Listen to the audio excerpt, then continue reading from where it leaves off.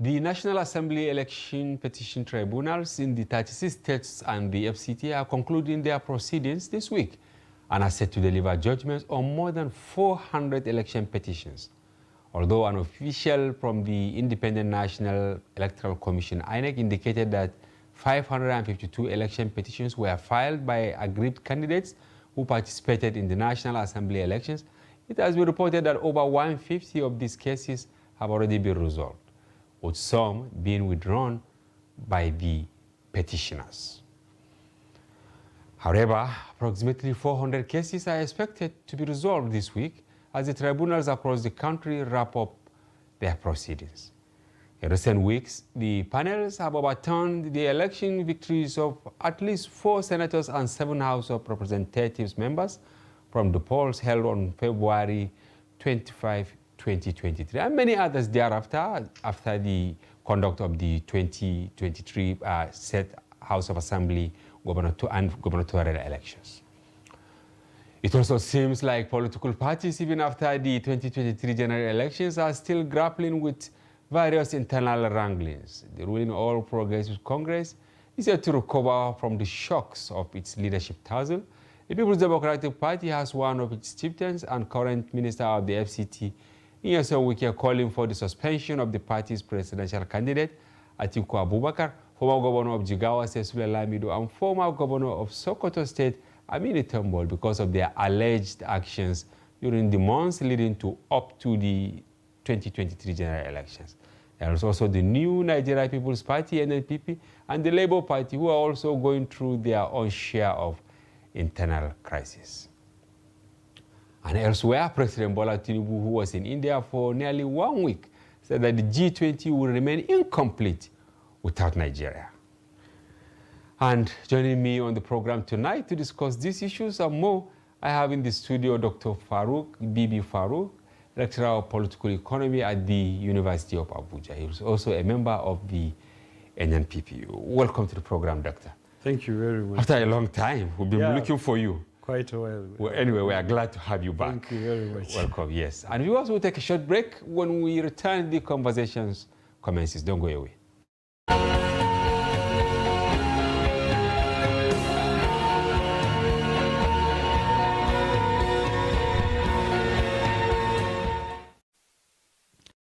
Yes, welcome back. Doctor, once again, welcome to our studio. So many things to discuss. I'm tempted to start maybe with the G20, because you lecture political economy, and it is all about politics and economy. What is your take about this G20? Is it that important? Yes, groupings like G20, BRICS, VINT, and CIREC are actually becoming relevant in today's international economy. Okay. They are for many reasons. Fundamentally, the domination of the United Nations, World Bank, IMF, that was decided at the Bretton Woods during the Second World War is nearly 100 years old. So it is aging. Look at the United Nations, its ability to reform itself is getting limited. You cannot get extra members of the Security Council apart from those that were there for 80 or more years. That was a product of American dominance of global economy. Okay. It started from the New Deal, 1933. They went into the Second World War from 1939 to 1945 as the strongest dominant economic power. So they decided. That's why the dollar remains dominant. But, yeah, that's exactly. There was secret behind that. Yes, the dollar became dominant because they decided that the dollar backed by gold would be the international currency of exchange, not just gold. It used to be a gold standard thing.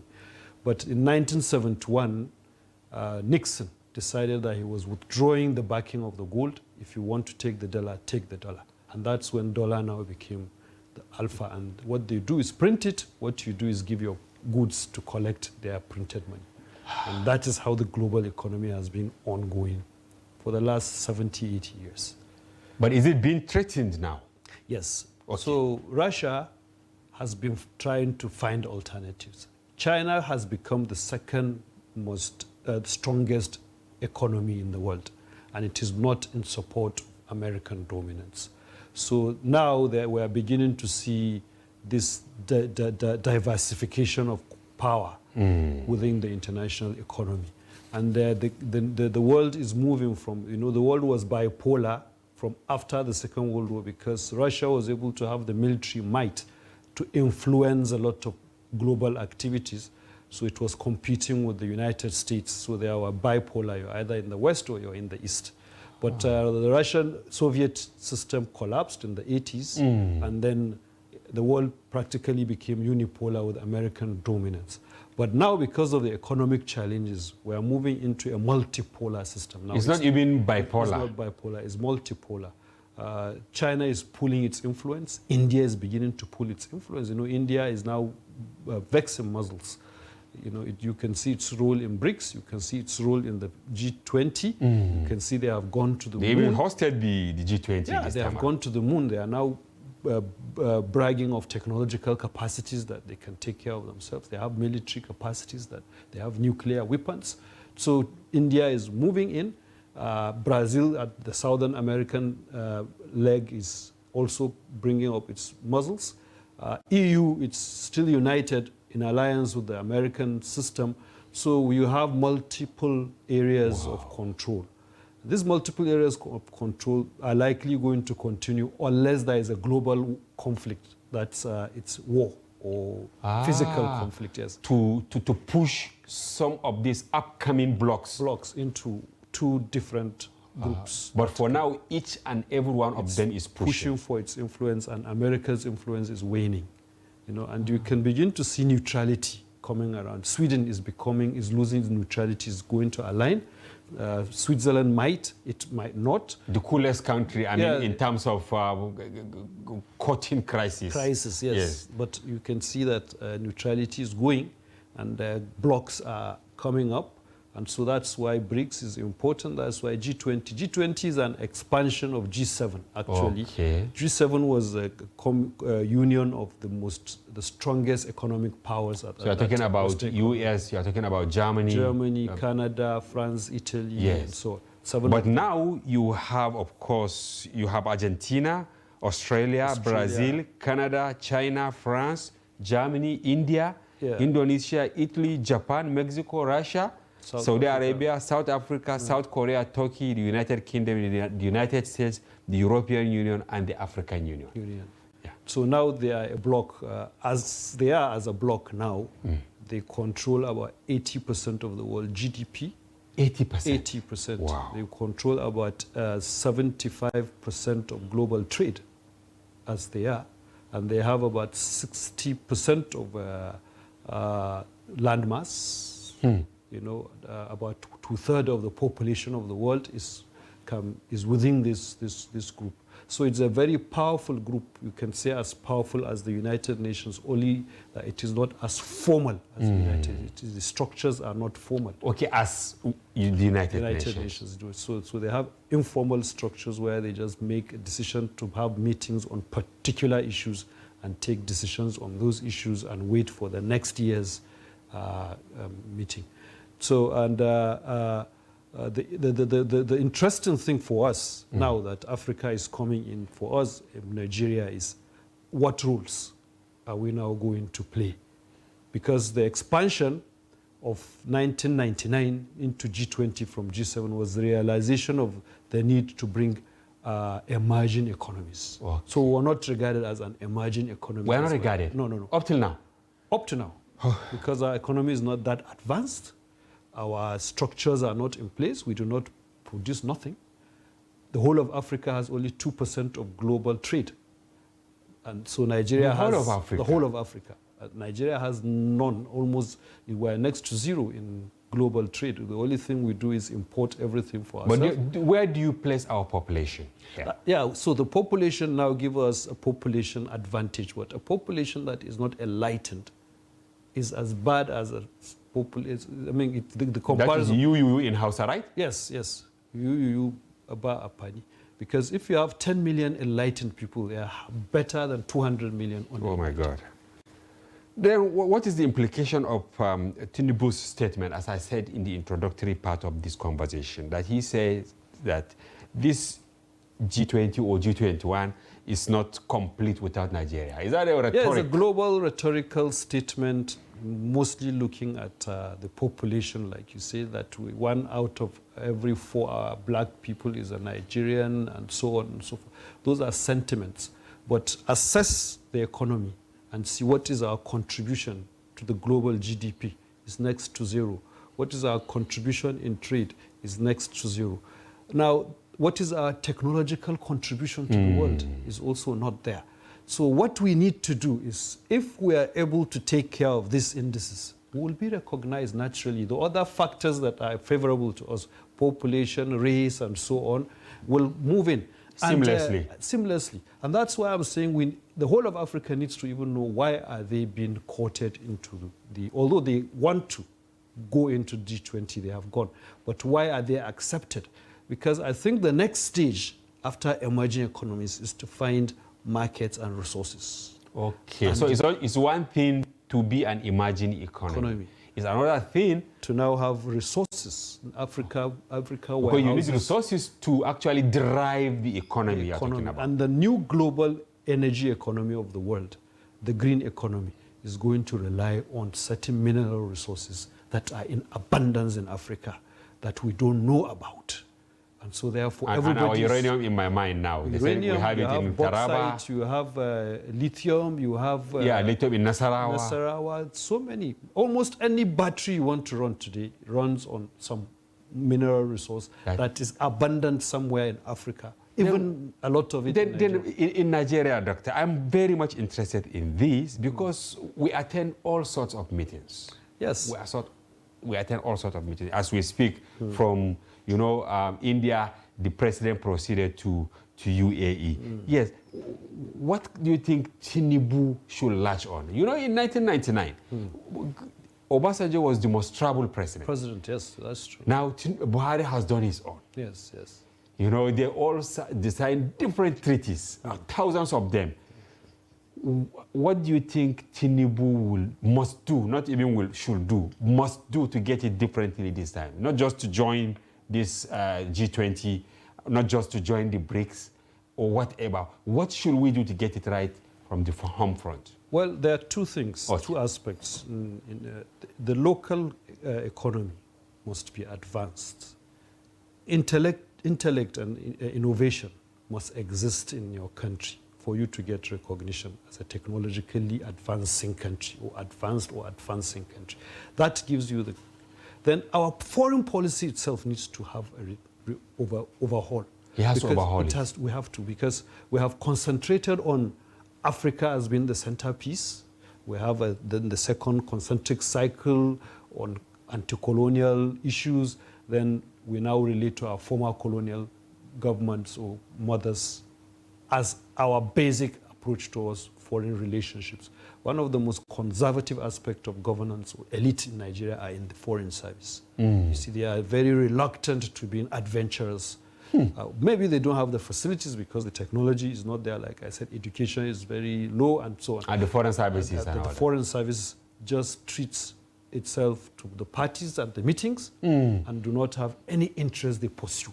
You hardly find Nigerian foreign service pursuing any specific interest. Once the black race issue and culture issues are settled, we think we have achieved everything. The world and it's beyond that. It's beyond that now. You need to have economic capacity, military capacity, technological capacity as a global member, as a member of the global world.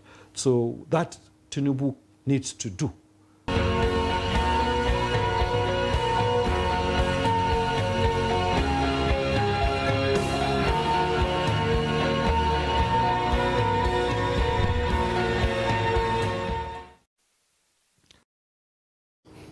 Hello viewers and welcome to Daily Politics on Trust TV. On this program, we discuss issues around politics, policy and governance. I'm your host, Hamza Idris. On September 6, the Presidential Election Petitions Tribunal in Abuja delivered judgment on the prayers raised by the People's Democratic Party and its candidate Atiku Abubakar, Labour Party and its candidate Peter Obi, and the Allied People's Movement, APM. Even though the judgment in summary upheld the victory of President Bola Ahmed Tinubu of the APC in the February 25 presidential election, and of course, petitioners have since announced their intentions to exercise their fundamental rights of appeal to the court of the land, the Supreme Court. Some people have expressed concern over the lengthy and bulky nature of the judgment delivered, even though many others applauded the justices for taking their time to justify why they took certain decisions. Recall that the panel of 5 justices, led by Justice Haruna Samani, took over 12 hours to read out the content of the verdict, which is 798 pages long. Some legal luminaries had expressed worry over the nature of the court judgments in Nigeria, citing it as one of the reasons why it is difficult to interpret by citizens without help from legal practitioners. Tonight on the program, we'll be speaking to one of such legal practitioners, Barrister Umar Aminu Kalgo. He is the Secretary of the Nigeria Bar Association Birnin Kebbi branch. We'll also have his take on other cases at various tribunals in the country, including Kebbi State. He joins us virtually from Birnin Kebbi, the state capital, and will be sharing his perspectives on these issues and more. Welcome to the program, Barrister. My pleasure to be on the program. Thank you. We're happy having you. We'll take a short break, and when we return, the conversation with the barrister commences. Don't go away.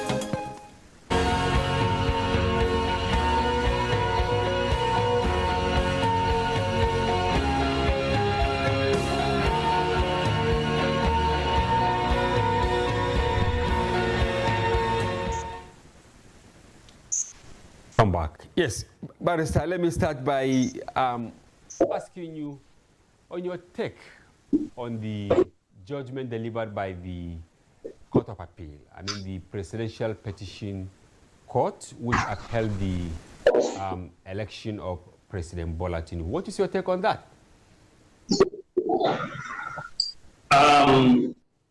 Good evening, viewers. First of all, I would like to say the Presidential Election Petition Tribunal have delivered its verdict, and that verdict is binding on all in the nation. So all I have to say pertaining to the merit of the case is that it is a subsisting judgment, which all must agree with at this level. But on the issue, because specifically the issues you raised about the lengthiness and the duration of the time for the reading of the judgment is another thing altogether. Yeah. And it is on that area or factor that I have written an article. Yes, I can hear you. Yeah, go ahead. You wrote an article, you said 2023 judgment, yeah. Yes, the article is titled is more or less concerned with the nature and the lengthiness and the duration of the hour. And that article is titled 12 Hours Reading of the Presidential Election Petition Tribunal 2023 Judgment, a symptom of unsustainable form or style of writing judgment against practicality and reality of the digital world of today. So this article had raised a lot of issues that a lot of people are calling me, and we have been discussion on it. So as much as I can say about the substantive and the article I have wrote. Okay, why did you pick interest in that area, the form and style of writing of the judgment? Well, my reason for taking an interest in that, I know many people have doesn't have any worry pertaining to the judgment that was read over 12 hours. But I have an issue with that, considering other laws and documents, because look at it, even the maximum hours work per day internationally and in some of the United Nations conventions is 8 hours. When you look at the International Labour Organization standards and also 2 conventions of the United Nations regarding working hours per day, it has said this clearly. There is Hours of Work Convention of the United Nations, which refers to industry workers in 1919, which specifically provided for 8 hours. And there is another one which provides for commercial and offices work, and it's also for 8 hours. Let me bring another angle to it. Yes, go ahead. There are a lot of pictures. That shows a lot of our legal luminaries in courts dozing off, slumbering. You see pictures of journalists, distinguished journalists in their field. You saw them slumbering.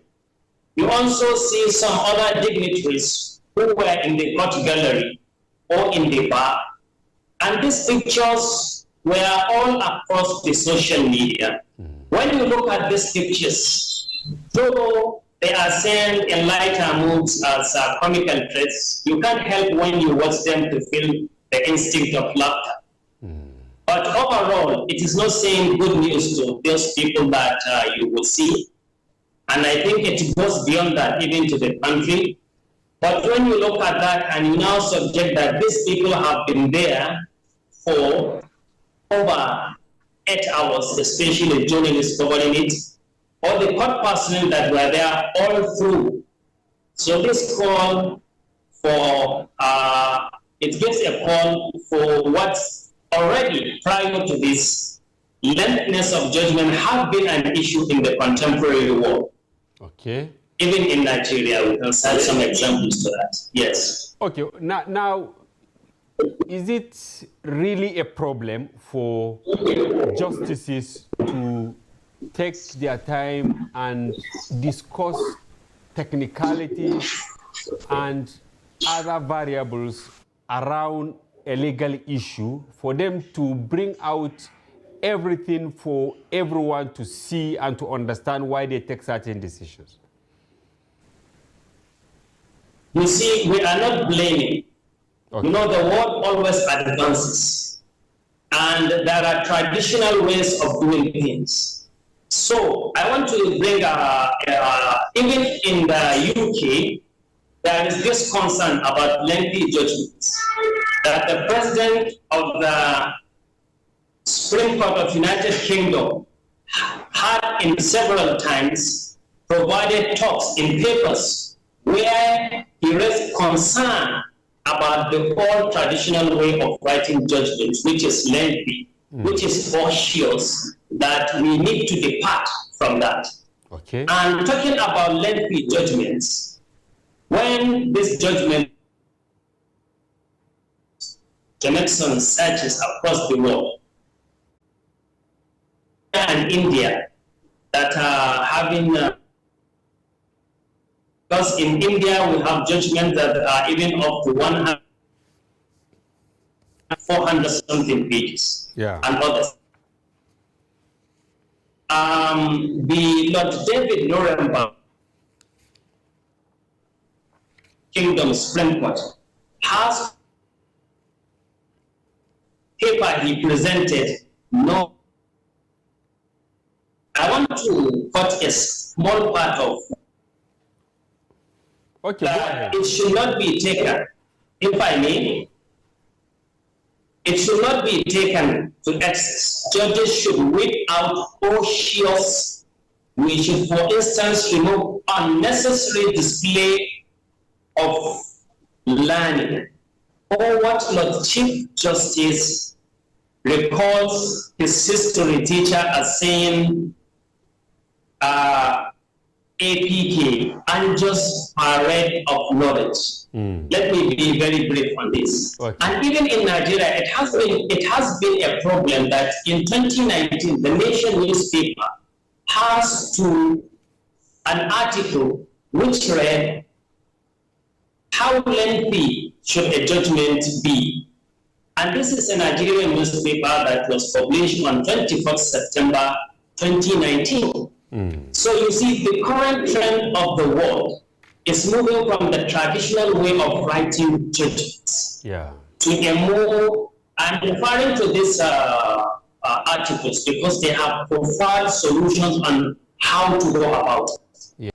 In the Nigerian paper I cited, The Nation, that article was covering a discourse on law that was held under the second Babalola Dictionary of Judicial Defined Words and Phrases. So in that program or activity, this came as an important thing to discuss in that respect. So when you look at this, and bringing the earlier question I raised about people slumbering, you see, it is not saying good. Sleeping on duty is under labor law is a misconduct, which can even cause someone to lose his job. Yes. So now, when you look at those legal luminaries, the court personnel, and your colleagues that are there to cover the judgment, slumbering, is it saying good? When you think of it, you imagine, can they be subjected to what? A charge of that sleeping on what? On duty? When they have been there for over the maximum time of 8 hours. And these 8 hours included the breaks, rest breaks that a worker is supposed to have, which differs from country to country. So these are issues that I would have to say that are there. And the issue of the style of writing judgments, even in India and the UK, is all over, is there. And there are a lot of articles which I have cited in that judgment. For instance, one of the justices of the Supreme Court of India has this to say: "It is the need of the hour to write short judgments which can be understood, which can be understood by litigants." So these are some of the issues raised in the article, and believe you me, I have received a lot of responses, and the majority of responses concur with the issues I have raised, and also a lot of the things they saw that are coming from these countries.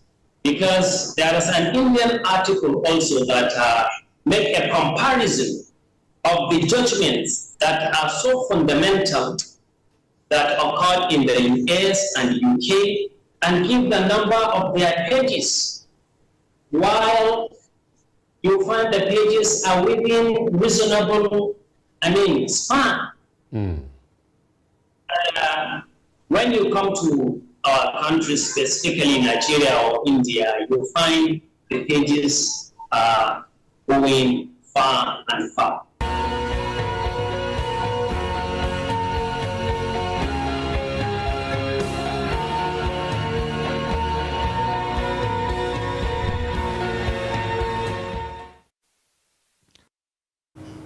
Hello viewers, and welcome to Daily Politics on Trust TV. On this program, we discuss issues around politics, policy and governance. I'm Hamza Idris. On the program tonight, I'm joined in the studio by Comrade Bitako Abubakar Umar. He is the Secretary General, Northeast Development Association, NEDAI. He's also an academic, politician, and an aspirant in the House of Representatives by-election for Jalingo, Yoro, and Zinc Federal Constituency of Taraba State. Additionally, he is also the National Secretary of Rebuild Nigeria Initiative. Rebuild Arewa Initiative. Yeah, welcome to the program. Thank you, sir. Yes, of course. Comrade joins us to discuss a variety of issues with specific focus on humanitarian issues and politics in the Northeast region. Welcome to the program, and we'll take a short break, and when we return, the conversation commences. Don't go away.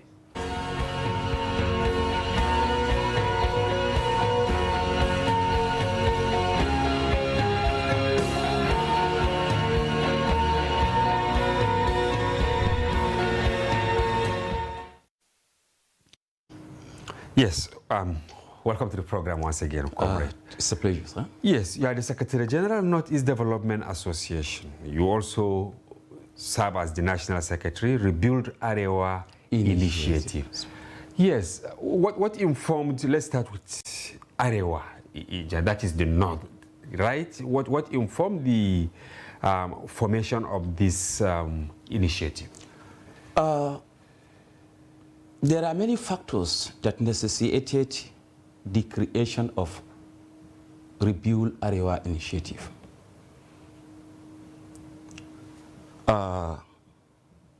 We are a group of individuals, sound-minded individuals, cutting across all the 19 states of the North, of the Grand North, including FCT. We have come together and we have been reviewing, we have been following the trends of political events, particularly in the Grand Arewa and that of the Nigerian. You call it Grand, is it because of the population? The population and the size and the weight Northern Nigeria puts into Nigerian politics as a nation. We have looked at the fact that, look, we have asked ourselves some certain questions and we have come with some certain answers that there is the need for us to come and a kind of remobilize the people of Arewa, reorient them, give them a kind of vision, a kind of roadmap, a new roadmap to the political development of Northern Nigeria. Because over time, we have realized that there are a lot of shortcomings.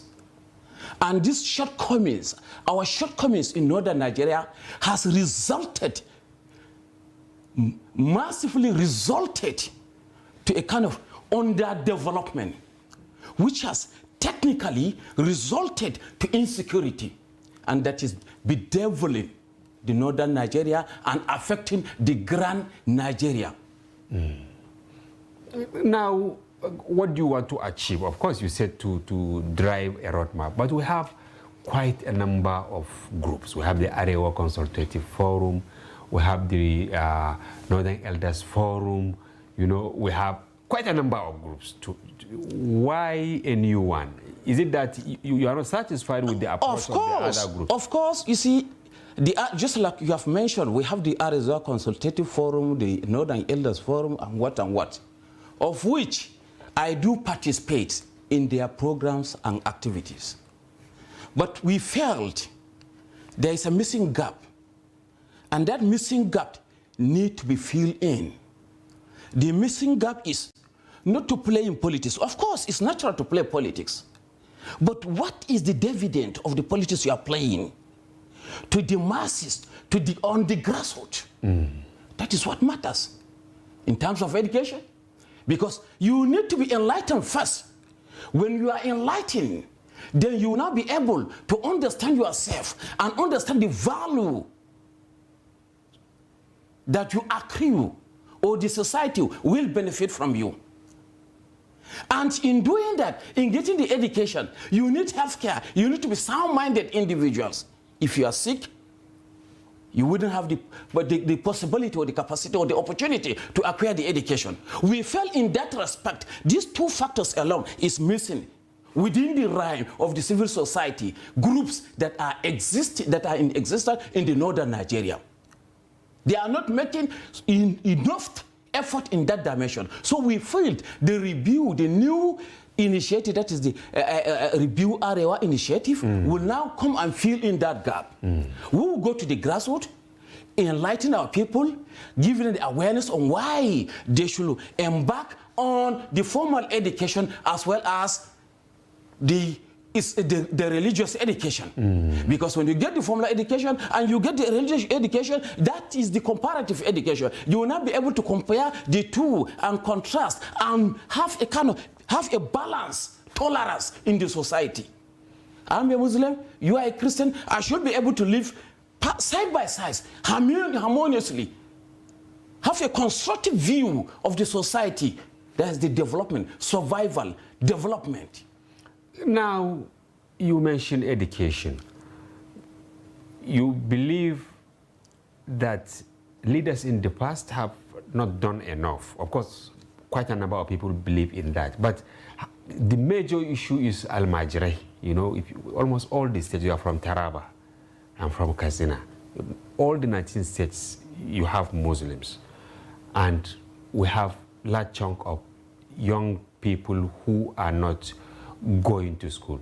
Now, what aspect of intervention do you think is required urgently to bridge this gap? That's a very good aspect you are driving at. You see, the major challenge northern Nigeria is having is that issue of Al-Majiris. Islamically, within the realm of Islam, Al-Majiri is nowhere to be defined.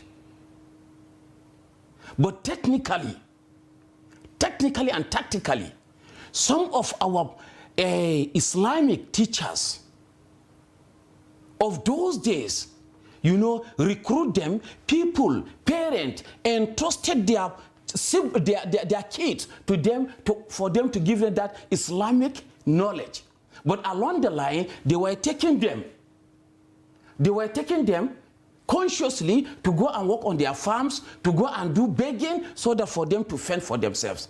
And the society, to me, I felt the society was complicit to that. Because I can't imagine myself taking my child to you as a Quranic teacher or an Islamia teacher, then you now go and send my child to go begging. It's quite unfortunate. I felt there's something wrong with myself. So if I'm taking my child there should be a supervision from the parent first. Then a question should be made to the teachers too, the Islamic teachers. You understand? So over the time, in our platform, that is Northeast Development Association, we have raised this issue. We have enlightened our people in the Northeast that, look, when you send your child or your children to Islamic schools, you should back it up with monitoring and evaluation. There should be that kind of established understanding between you and the teacher, the Islamia teacher. You understand? That is what has failed. And that through that, many things bad has happened. And allowing that, our leaders and our people in northern Nigeria have neglected it, has considered it something trivial, and it has now today in our contemporary northern Nigeria has become a menace. A serious menace. And this brings me to the other group that you serve as Secretary General, which you mentioned, Northeast Development Association. If you go back, memory lane, maybe 13, 14, 15 years ago, the Northeast was the center stage of bloodbath. Now, how far has your group gone, I mean, in addressing some of the major issues in the Northeast, especially in respect to insecurity? Because government at the state levels and then at the federal level also believe that this is an existential problem. Without the support of individuals and groups, there is no how the problem bedeviling the region will come to an end. As a sociocultural group that is serving as a mouthpiece of the sub-region, our parameter is to engage the stakeholders. When I say the stakeholders, ranges from the traditional rulers primarily because they are at the grassroots. They are at the background with the people. Then we move from there to the various state government. Don't forget, Northeast Development Association comprises of the 6 states of the sub-region: Adamawa, Bauchi, Borno, Gombe, Taraba, Yobe, the 6 states. So we have pool of executive comprising the board of trustees as well as the executives. So we move from state to state and we engage the traditional rulers as well as the stakeholders, that is the members' House of Assembly, the chairman of the various local governments in the sub-region, the governors, sometimes the SSGs, then the senators, and what have you. We engage them. We proffer while meeting them, we give them the solution. There is a problem here, and we feel this and this should be done to curtail this and these problems. This is what we have been doing. And one of the landmarks we also achieved was the coming in of Northeast Development Commission. NEDC. NEDC. NEDA was very, very instrumental. We worked day and night to ensure that, to contribute our quota towards the coming in of NEDC. Recently, Vice President Kashim Shettima, who was in Maiduguri, mentioned that that region lost over $9 billion. I don't know how to quantify that in Naira. It's huge. It's into trillions. Do you see the region recovering from this shock? With serious commitment and political will, sincerity of purpose from all and sundry in the sub-region, that will be possible. That will be very possible. As a student of education, I have been made to know, I have been taught that nothing is impossible.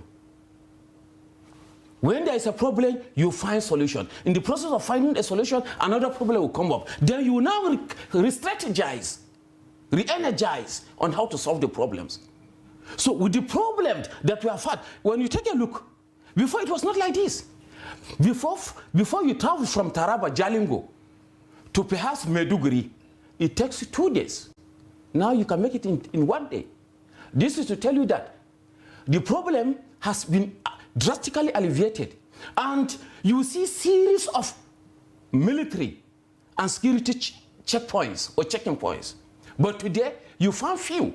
In fact, when you are leaving Adamawa, immediately you leave the shore of Taraba, you enter Adamawa, you don't see, rarely you see checkpoints. This is to tell you that normalcy, we are gaining normalcy.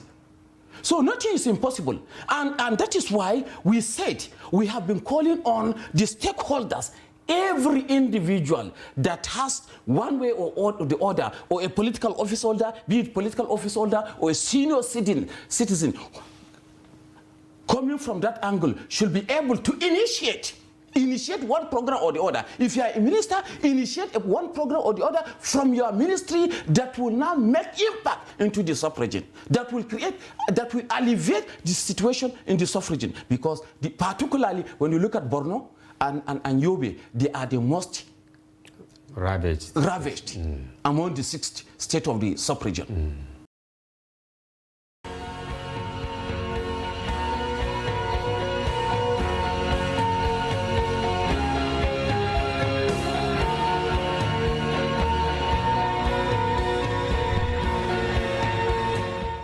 We now have in the studio Adamula Toro. He is the Director of Strategic Planning, the Allah Cattle Breeders Association of Nigeria, MACBAN. Welcome to the program, Maladam. Thank you very much. Yes, we're happy having you. You've seen our topic of the day, Ministry of Livestock. Is this a new thing? I mean, is it a reminder to the president, or you have made an effort towards having this in the course of your conversation over the years? Let us understand one thing. When we talk about livestock, we are talking about 37% of the GDP of agriculture. The livestock sector. In the livestock sector. And this is an area that has that is supposed to have a very vibrant value chain. And talking about livestock, you see, there has been a lot of misconception in this country. People tend to associate livestock and value chain to the Fulbe people. look at the value chain of milk, look at the value chain of beef, look at the value chain of so many things. I mean the skin. This is a ₦1 trillion business that needs a lot of investment. Government has invested a lot of money in transforming agriculture and transforming agronomy. But very little has been done to transform the livestock sector. And the question is why? Why the I don't You care? see, sometimes we tend to believe that lumping livestock with agriculture, it looks like so much attention is being given to agronomy and very little. If you look at within the states, even the federal and the states, look at their budgetary yearly budgetary allocations. How much do they allocate for livestock? And you see, we have opportunities that has been coming and going that will give us a chance to transform the livestock production itself. There are so many now new techniques. Our cows, instead of somebody driving maybe 200 cows, you can have 20 cows that can give you value that your 200 cows will not give you. 20. 20. For instance, what is the productive capacity of our ordinary cows? Maybe 3 liters. But we are now having cows that can give you 12 up to 20 liters. And what is the value of a liter of milk? Minimum of 300. Go to buy yogurt 1 liter. How much are we now buying it? 2,000. 2,000 naira. So these are all opportunities now that we have, that we need to transform the whole livestock production system. And it cannot be, we don't believe that it can be improved when they are lumped together With agri-ministry. with agri-ministry. So you are more or less saying it's a welcome development to have livestock ministry? It's long overdue. Then have you been sleeping, McBan, that the Ganduje-led livestock transformation reform committee is the one to make this request, or you have made similar requests? We have made similar requests because, and we were also part of this, the seminar that brought out the recommendations. Okay. We were also part of it. We were carried along. So you're part of the reform team, Yes, we are part of the reform team. And let me tell you, you see, we are having, if for instance, if you are to transform the livestock sector, you are going to have research institutes for milk. You can have research institutes for beef. You can have research institutes for fodder production.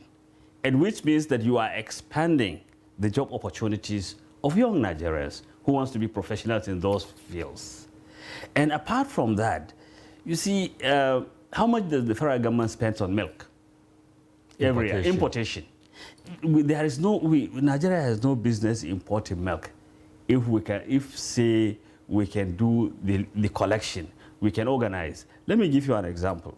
The LNZ in Kano, it pays a certain amount of money for collection milk in the morning from herders who are around.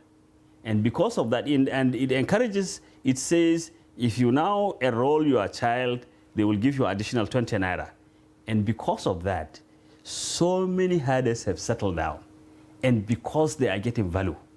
You see, the problem of moving... They have off-takers. They have off-takers. And we need to develop all these sectors. When you look, in the value chain of livestock, you have the abattoirs, you have the transporters, you have the veterinary, you have the veterinary people, you have the fodder production. Look at, for instance, the amount of money you will make in transportation. Those who are the butchers. Look at the, so we need to develop all these sectors like we have developed in the agronomy. Then in which way will the creation of this ministry help in reducing farmer herder crisis? This is one. And secondly, many are saying we have so many ministries, so many agencies. Is this not going to be a duplication? No, you see, farmer herder conflicts, you now have a ministry that would look strictly as to what are the causes of the conflicts. Let me give you an example. The northern states have been battling with desertification. As a result of desertification, it means that the fodder you now get is no longer there. You will have to move because people will have to, it is a survival. They will have to survive and therefore they will have to move. And the grazing reserves have not been taken care of. They have not been reseeded.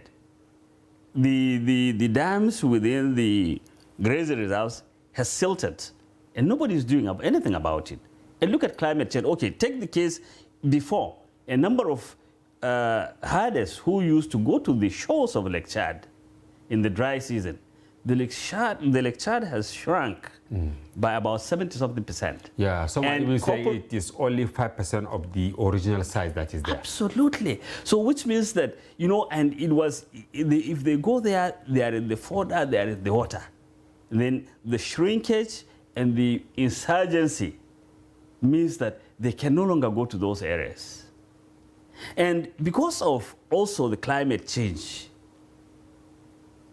these places are not hospitable at all. And these are people who want to survive. And this is all that they know. And over the years, there were opportunities for government to intervene positively. For instance, during the Rendipest, when a number of them lost a large percentage of their herds, this was an opportunity for the government to say, okay, fine, we are now introducing new models. Now let's start giving new breeds to these people and let us see how it works. We now can now see for individuals who are now investing in livestock, we can see the difference it is making. Because people are now planting their own grasses, that is making a lot of difference in what they now, the amounts of money they get. Look at the Sebore farm in Adamawa. Look at the kind of cooperative it has created. And look at the amount of money people are making. If you subscribe to the cooperative, they off-take your milk. And every month, you find that you have an income of about, if you just have only 5 cows, you have an income of about 200,000. So these are all opportunities that we need to rethink. And now say, because you cannot rethink until you also involve the stakeholders, create an institution that will now help in organizing these reforms you want to do. If you check the social media, especially immediately after the Ganduje committee submitted the recommendation, the news there is that Tinubu is going to give undue advantage to the Fulani by maybe saying, okay, even though he didn't give direct commitment, but from his body language, most likely the ministry will come, that it's going to be for Fulani. What will you say on this? No, you see, it is ignorance. How many people are involved in the value chain of, if for instance, the number of cows that are slaughtered in Lagos alone is more than all the cows that are maybe slaughtered in northern Nigeria. Lagos alone? In Lagos alone. Look at the people that are employed in the transportation. Look at the butchers who are involved in that. Are they Fulanis? Are they all Fulanis? So you see, the question of stereotyping an ethnic group or trying to say that it is the Fulani that are, it's just a mistake. Everybody eats meat. You need the skin. It's a big business. If you have the bones and whatever, it's a big business in itself. So it is a misunderstanding for people to think. In fact, the Fulanis don't make, the people who make the profits are not the Fulani. The Fulani only just, maybe they take care of the cattle and they sell. But those who make are the butchers and those who are involved in the transportation. The middlemen. The middlemen. They are the biggest. What Lagos earns from, or this southern states earns from this, no other state earns from it. Look at the taxes. Every cow you take there, how much are you paying? So it's time for us to look at it as a business, because livestock is a multi-trillion naira business in this country that involves, it is not for the Fulani, it is not for the Hausa man, it is not for everybody is involved in it. So the earlier we stop looking at it as if as a business of only one ethnic group, the better for us, so that we can develop this sector. Look, we are training veterinarians. Look at the drugs that go with it. Is this all controlled by the Fulanis? Or is it the Fulanis that we are only training in all these areas? Thank you for helping me to ask our viewers these pertinent questions. Yes, because the line is now open. Please call the number displayed on your screen to share your questions, comments, and concerns on the matter. And also, please refrain from using abusive or offensive language when sharing your opinion. Yeah, that is it. So while we await the call from our viewers to give us their thought on this all-important matter, something is happening right now in Plateau State, you know, about sharing support for victims of Farmer Hada crisis. Or is it not Farmer Hada crisis, you know, in Mangu, in Bariki Ladi, and all that. The wife of the president was there. She donated 500 million. But today, Macban in Plateau has issued a statement saying not one member was included in that. What would you say on this? What I will say is that, you see, those who have the responsibility to govern us have failed to rise above certain, whether religious or ethnic sentiments. It is on record that all kinds of ethnic groups are involved or have lost one dear one or the other. Look at the number of cows that have been rustled within all these areas. Now, how can you now say you are going to give some kind of support and you don't look beyond one ethnic group? I think that is a disservice to this country, and I'm very disappointed with those who were charged with bringing out the list of those who were affected by this crisis. Now, do we now say that maybe no Hausa man has lost something? No Fulani man has lost anything? I think it is the level of our governance and our pettiness that we are displaying. And the earlier we go beyond this and understand that in governance, those who are charged in the responsibility of administering us must raise up their game, because it does not do anybody any good. We are our brother's keepers. These communities have lived for a very long time. So, I mean, if you are going to, somebody who lost everything that he has in terms of his livestock, and now his loved ones have been killed, and you are saying, no, he doesn't exist, then it means that you are pushing the boundaries of compassion. I recall that in November, we hosted the chairman, national chairman of Macban, Baba Ngezerma. He said herders have not been compensated even once, despite the losses. But it's like we have a first call. Yeah. Yeah. We have a caller from Kaduna. Okay, Mikhail, welcome to the program, Mikhail. Yes. How are you? Good evening. Fine. Welcome to the program. And what is your contribution? My contribution is about the program going on now on Farmer Hada Clash, Nigeria. Okay, go ahead. Hello. Go ahead, Mikhail. Yes, sir. I'm calling from Kaduna, sir. Good evening. Yes, how are you? I know. Go ahead. Let me hear your thought.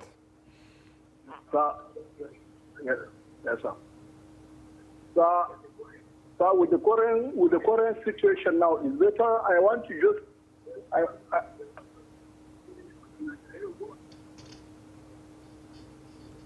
Yeah, it's like we've lost Mikhail. Try and call back, Mikhail. Thank you. Yes. Let me give you an example. In 1973, there was a drought, and a substantial number of herders lost part of their herds. Not sorry, not even take this and maybe as a palliative. 1973. 1973 This drought. is 50 years. Yes, and there was, in 1983, there was this rinderpest outbreak. There's so many people lost. Who was given anything? That was 10 years after. 10 years. And look at the industrial scale of cattle rustling. Somebody who had maybe 300 cows, and overnight he lost everything. And not even a sorry.